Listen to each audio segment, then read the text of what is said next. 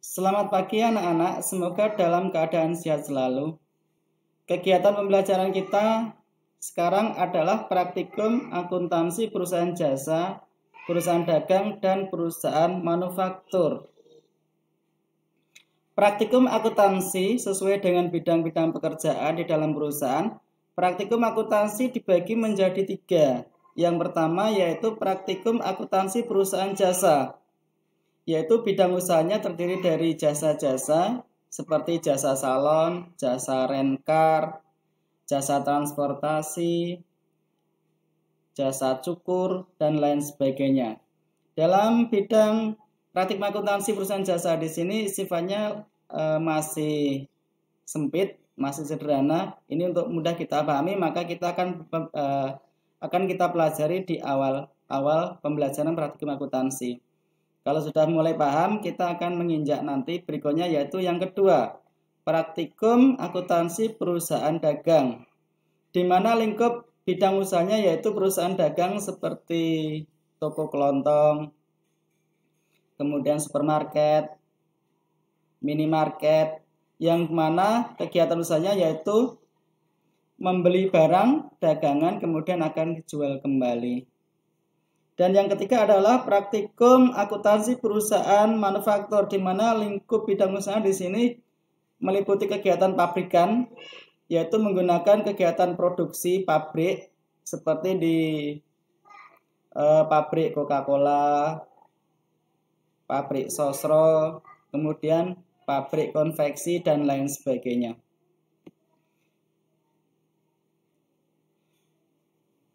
Praktikum akuntansi perusahaan jasa meliputi kegiatannya. Yang pertama adalah dari kegiatan dokumentasi, kemudian dianalisis. Kemudian yang kedua akan dicatat ke dalam jurnal.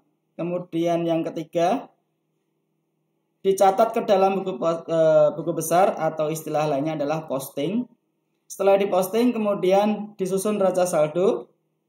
Kemudian apabila ada dokumen yang tercecer atau ketinggalan belum dicatat, akan dibuatkan jurnal khusus penyesuaian. Kemudian dari jurnal penyesuaian juga akan diposting ke dalam buku besar. Berikutnya menyelesaikan neraca lajur atau kertas kerja atau worksheet.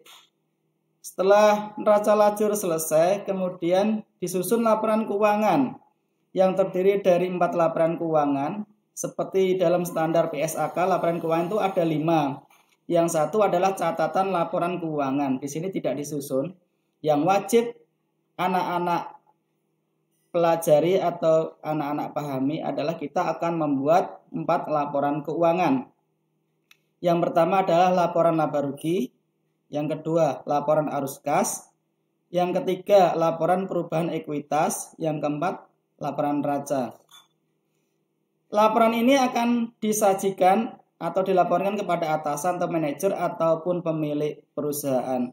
Setelah selesai membuat 4 laporan, maka kegiatan berikutnya adalah membuat jurnal penutup, di mana nanti di sini kegiatannya adalah akan mengenolkan semua akun nominal.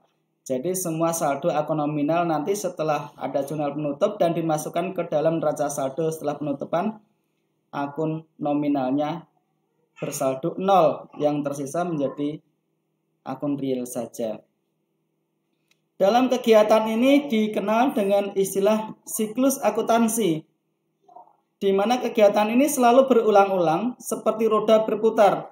Dimulai dari kegiatan dokumen. Dari dokumen ini nanti akan dianalisis. Kemudian setelah dianalisis, kemudian dicatat ke dalam jurnal.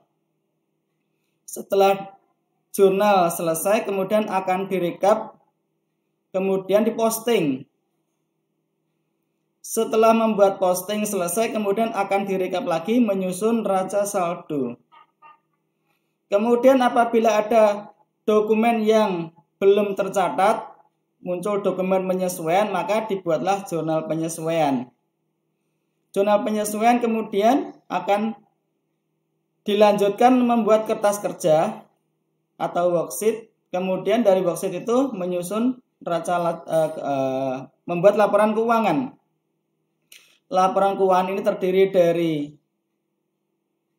laporan laba rugi, laporan arus kas, laporan perubahan ekuitas, neraca.